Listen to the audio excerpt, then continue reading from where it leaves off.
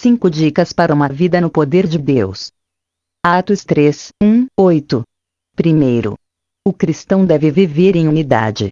Verso 1. Pedro e João subiam ao templo à hora da oração, a nona. Talvez você não tenha percebido este pequeno detalhe. Os homens de Deus estavam juntos, em comunhão.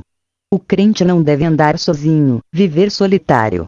Mais ainda, o cristão não deve guardar mágoas, rancor, sentimento de vingança, divisão, maledicência.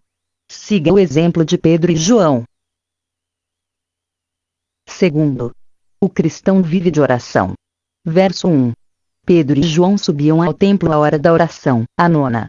Outra coisa que aprendemos ainda no primeiro versículo é que o crente não deve deixar a oração de lado. Poderia estar escrito: Pedro e João foram cantar, pregar, mas a Bíblia registrou este momento em que os homens de Deus iam juntos, buscar a presença do Senhor.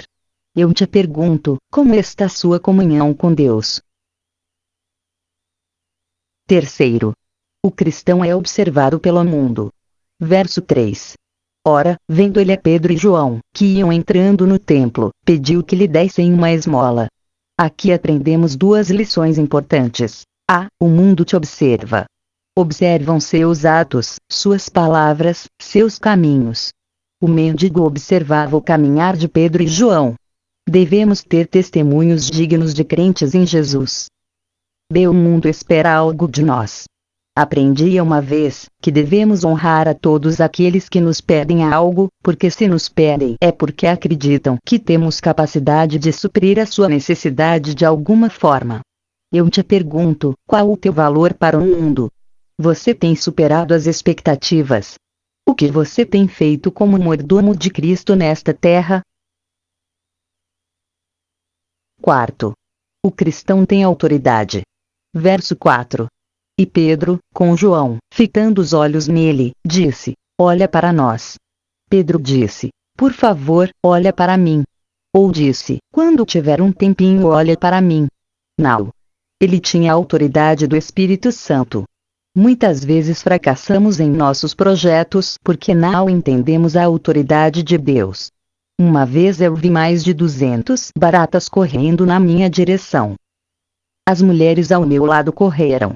Mas eu percebi que era a manifestação do diabo, pois estávamos falando sobre o Evangelho. Com autoridade eu ordenei que as baratas voltassem para o lugar de onde vieram. Na mesma hora eu vi as baratas fazendo meia volta, e voltando pelo mesmo caminho. Só ficou uma, boba, olhando para mim. Recebeu uma bela sapatada. E a sua autoridade espiritual, você tem usado? Quinto, o cristão vive de oração.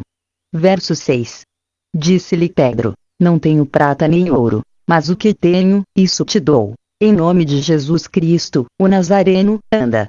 Finalizando, aprendo aqui que as riquezas do mundo não podem se comparar às grandes riquezas de Cristo. Deus é poderoso para te fortalecer espiritualmente, te dar poder do céu e autoridade espiritual. Isso o dinheiro não compra. Mesmo que Pedro e João fossem ricos, e doassem toda a sua riqueza para o mendigo, de nada adiantaria em relação à sua saúde. Porém, usaram as riquezas espirituais. Conclusão. Use estas dicas e seja um crente de poder, lutando contra as hostes espirituais da maldade neste mundo tenebroso. Amém.